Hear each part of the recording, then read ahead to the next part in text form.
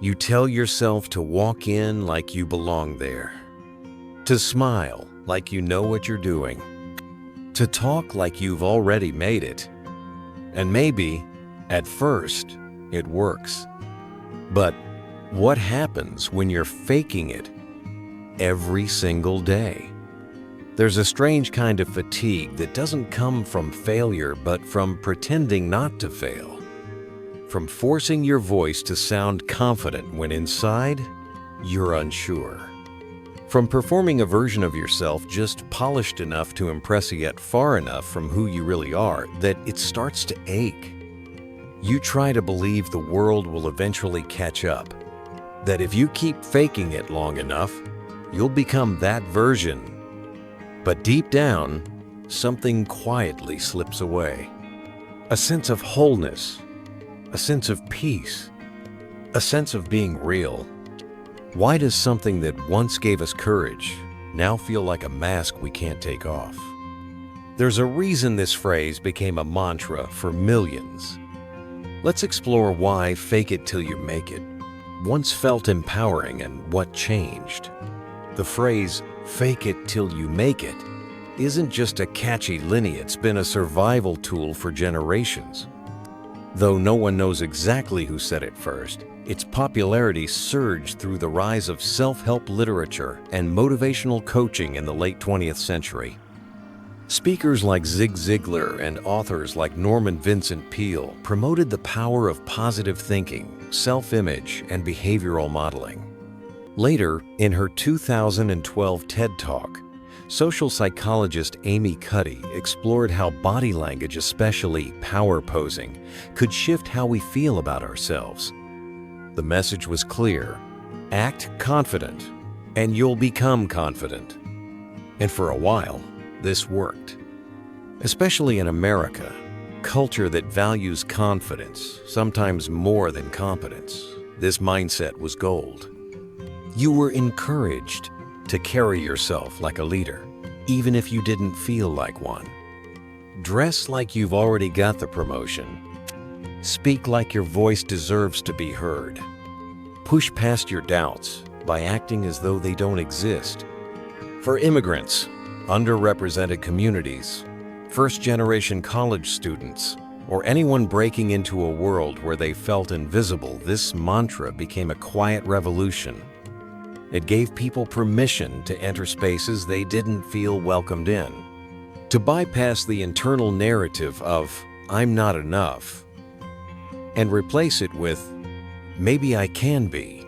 It was never really about being fake. It was about giving yourself a running start when the world wouldn't give you a head start. In high-pressure environments, corporate boardrooms, auditions, startup pitches, first interviews, it's hard to deny the utility of this advice. People who acted the part often got the part, not because they were lying, but because they believed that image could shape identity. And there is truth to that. Psychology backs it up. Behavior can shape belief. Our brains adapt. Our habits evolve. Our identities grow from repetition. But here's where it gets complicated. This approach assumes that the gap between who I am and who I want to be is short-term and manageable. That pretending today will lead to becoming tomorrow. But what if the pretending never ends? What if the gap doesn't close, but grows? What if faking it stops being a strategy and becomes a habit so ingrained that we lose sight of who we were before we put on the mask? That's when the empowering becomes exhausting. When the self-help becomes self-harm. When what once helped us break through begins to quietly break us down. Because in the silence between fake it and make it, something deeper can happen. Doubt creeps in. Imposter syndrome grows roots. And instead of becoming who we wanted to be, we become someone we barely recognize. And still, we smile. Still, we show up. Still, we perform. Because the world rewards the appearance of strength even if that strength is staged. This isn't a rejection of the phrase. It served its time. It helped so many people. It might have helped you.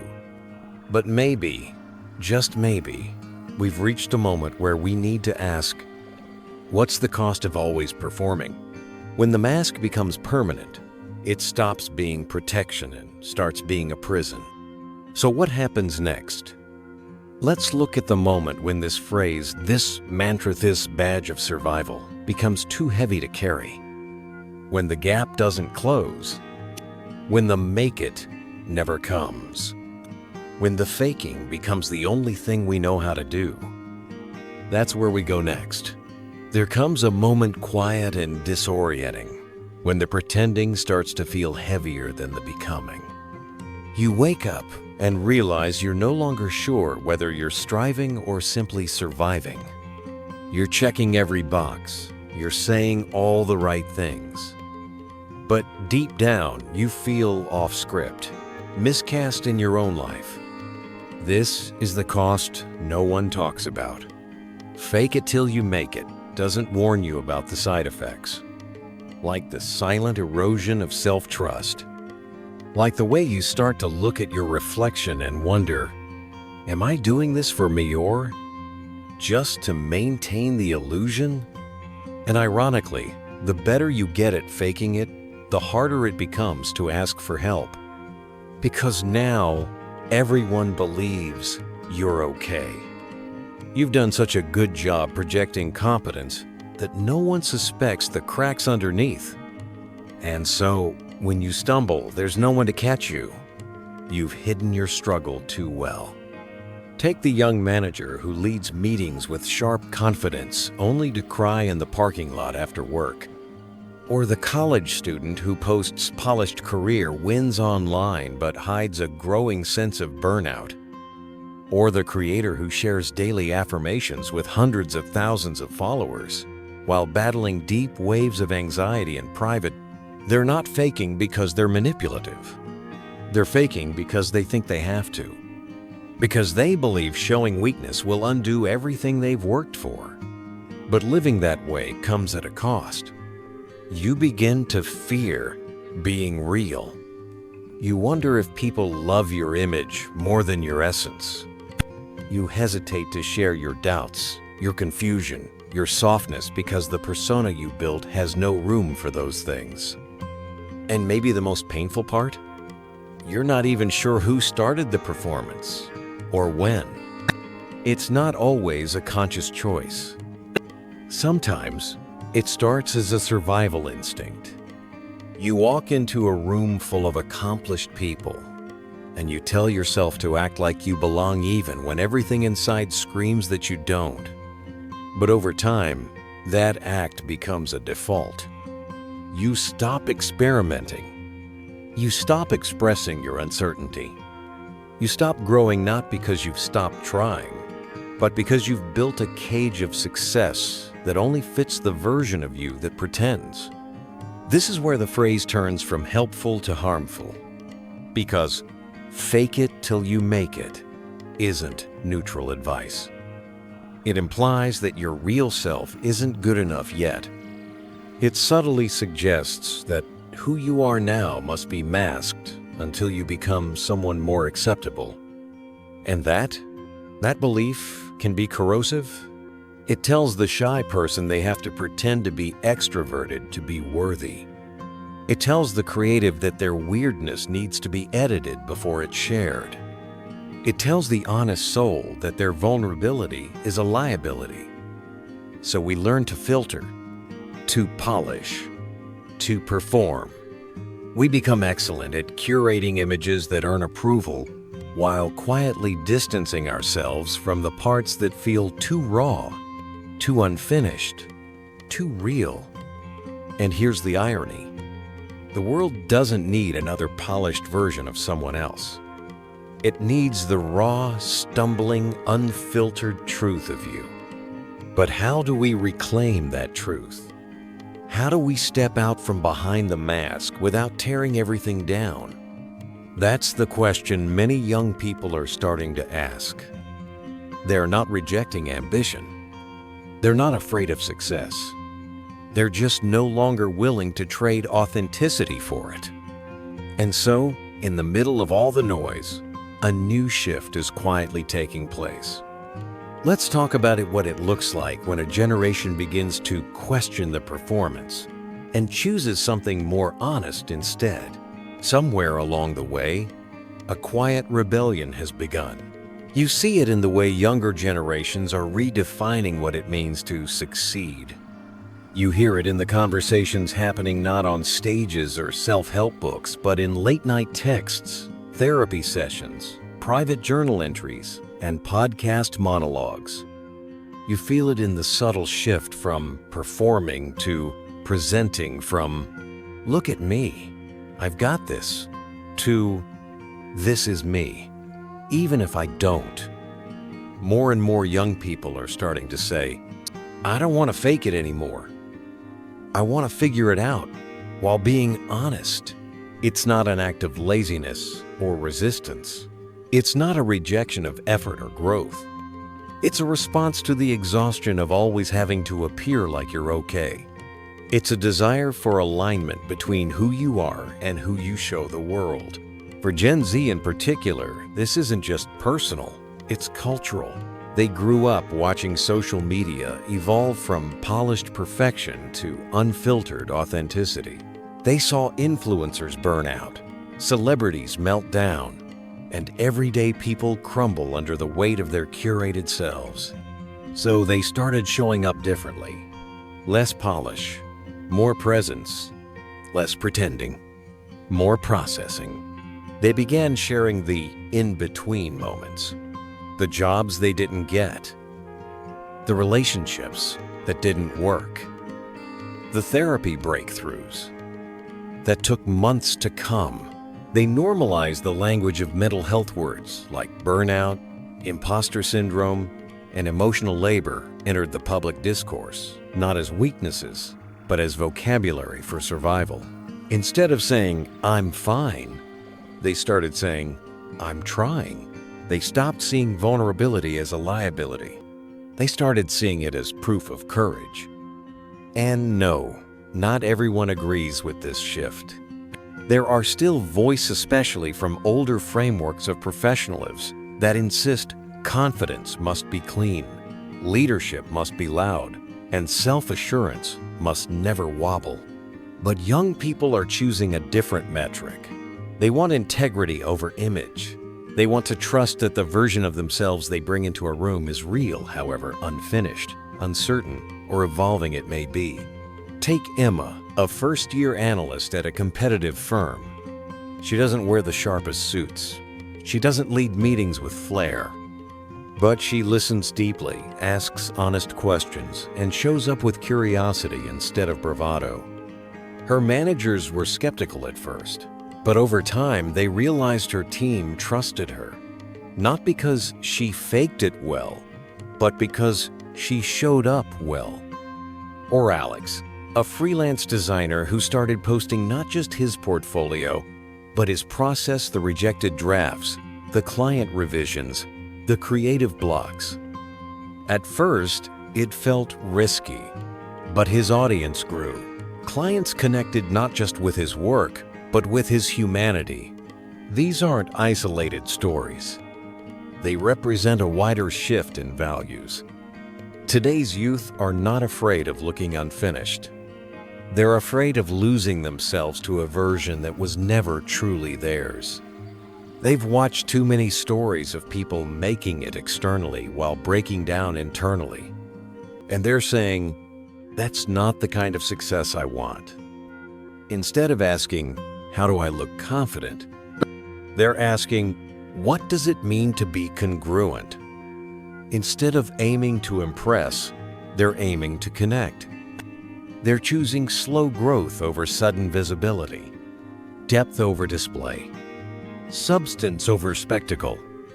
It's not an easy path. There's still pressure. There's still risk. There are still rooms where faking it would probably get you further, faster.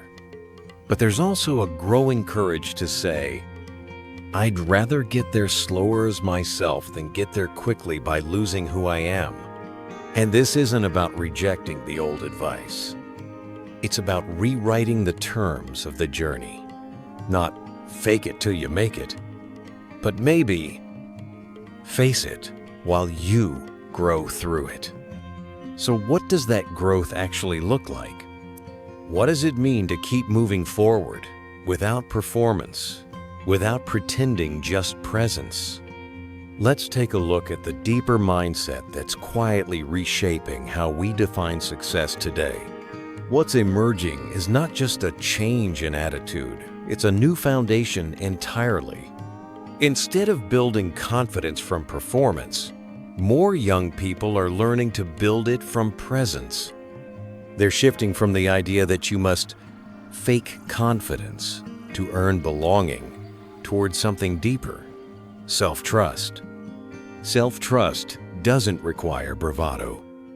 It doesn't ask you to speak louder than your doubts. It asks you to stay rooted in yourself even when your voice trembles, even when you don't know what's next. This mindset doesn't reject ambition, it redefines what it's rooted in. Because real confidence isn't the absence of uncertainty. It's the willingness to show up honestly in spite of it. There's a quiet power in saying, I don't have it all figured out, but I'm here. I'm learning. I'm showing up as I am. That's not weakness, that's maturity. And slowly, we're seeing a new kind of role model risen, not the flawless expert, but the evolving human. The kind who says, here's what I've learned, and here's what I'm still figuring out. This shift isn't loud, it's not glamorous, but it's real. And for many, it's enough. Because at the end of the day, success isn't just about making it. It's about not losing yourself along the way. So if fake it till you make it helped us survive a chapter, this new value system might help us write the next one with more truth, more softness, and more soul. And that brings us to something deeper. Not a strategy, not even a belief, but a quiet decision. To live in a way that's honest, even when it's hard. To grow without a mask. To let your becoming begin from who you are not, who you're pretending to be. Let's bring that home. Not every quote that once helped us needs to be erased. But some, like, fake it till you make it, need to be held up to the light again. Not to shame the past, but to honor how far we've come. This phrase gave many of us the courage to walk into rooms we weren't sure we belonged in. But it also taught us to keep parts of ourselves hidden. It told us to smile through doubt, to stand tall even when we were breaking. And maybe that was what we needed then. But today, more of us are choosing another way. A way where you don't have to fake your strength because being real is strength. Where success isn't measured by how well you perform, but by how fully you show up as yourself. You don't have to pretend to be fearless. You just have to keep walking even with fear in your chest and honesty in your voice. Because the truth is, you're already becoming. You don't have to fake it to get there. If this message found something true in you today, I hope you'll carry it with courage, maybe pass it on to someone who needs it too. And if you'd like to keep exploring these kinds of truths with me, consider subscribing. This channel isn't about giving answers, it's about asking better questions together. In the next video, we'll continue to unpack the beliefs we carry, some that lift us, some that quietly hold us back. You might be surprised which ones you've been living by. Thanks for being here. Truly.